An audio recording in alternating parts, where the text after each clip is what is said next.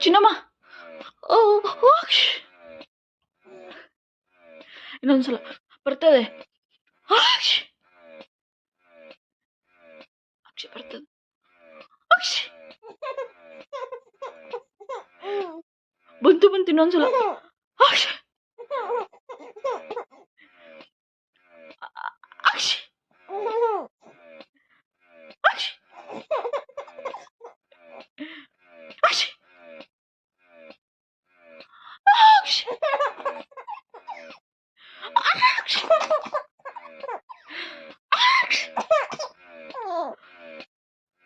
ಇನ್ನೊಂದು ಬರ್ತಾ ಇದೆ. ಅಕ್ಷಿ. ಅಕ್ಷಿ. ಅಕ್ಷಿ. ಅಕ್ಷಿ. ಅಕ್ಷಿ.